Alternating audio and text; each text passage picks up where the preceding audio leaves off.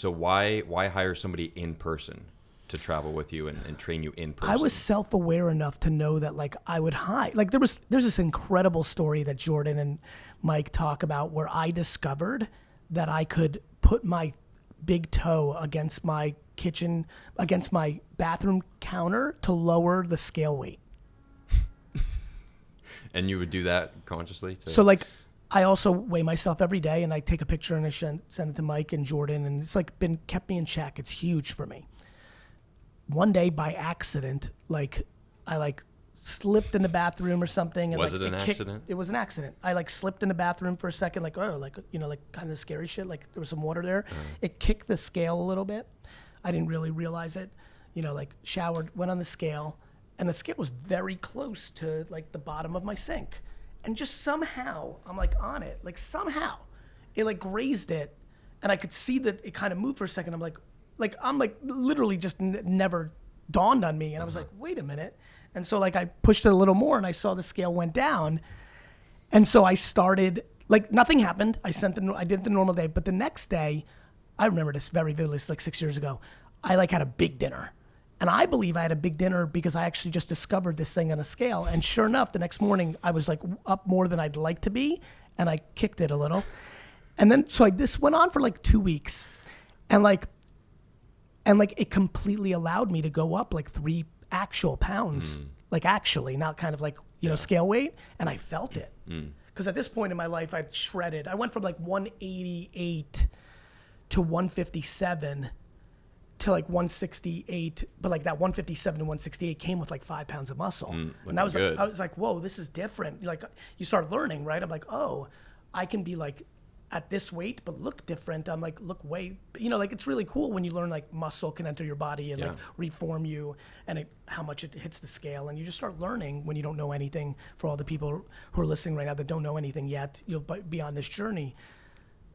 So I really felt it. I was like, this sucks. Like, this doesn't feel as good. And so it's just this really funny joke we always have, because I was like, came downstairs, real sad. They were both there, I think, if I recall it properly, or just one of them, and they Zoomed the other one, and I can't remember, or FaceTimed. But I was like, guys, I've lost my way. Like, it was like real tail between the leg. Like, I lost my way. I was like, they're like, what happened? I'm like, I figured this thing out, and this and that. So it's like, I guess that was a very long-winded way to tell you why I hired somebody full-time.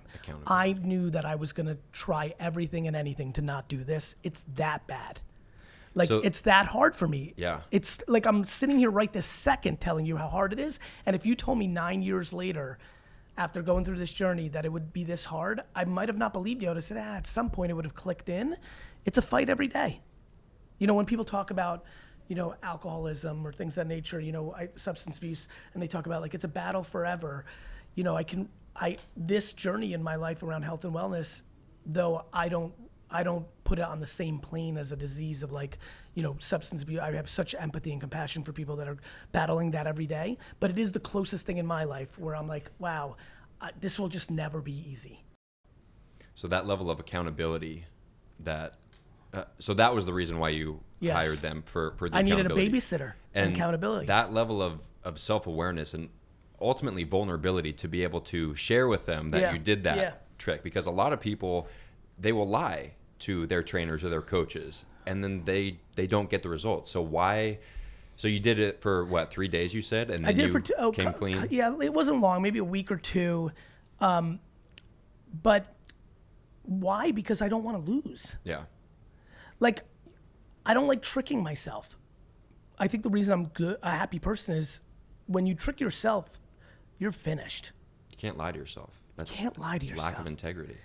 it's also like, I actually want to make everyone who's listening to this, make it more selfish. Like, forget about something as ideological as integrity, which I think is such a noble thing to fight for. It's just gonna not be good. Mm-hmm. Like, there's just like a much more kind of like basic, like, let me make this very basic for you. If you're lying to yourself about anything, it will be bad. Mm-hmm. like nothing good will happen in a relationship. In like, you know, so many kids come up to me like, Gary Vee, you're gonna buy the Jets, I'm gonna buy the Broncos. Like, literally my brain every time, not to like, you know, like a lot of times I'm just like, man, I hope that kid doesn't believe that. Or if he because does, then he's serious about it. Correct. I mean, normally when I see it, my great hope is that they're like locked in Yeah. and obsessed, and for 40 years I'm going to do it.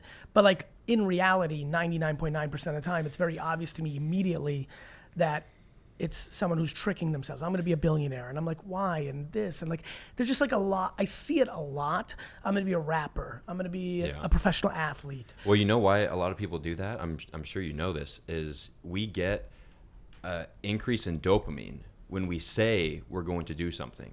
So a lot of people will say something like that. aware. They get that feeling, and then the pursuit of it is, it doesn't matter anymore because they've already felt what it feels like. And so they just keep saying these things. I'm going to ... The danger of the short-term high in our society is a real issue. And I know exactly why people do it. People also genuinely are grounded in insecurity and believe they can trick people into believing things. This is a very big thing amongst people, in my opinion, when I'm watching people navigate.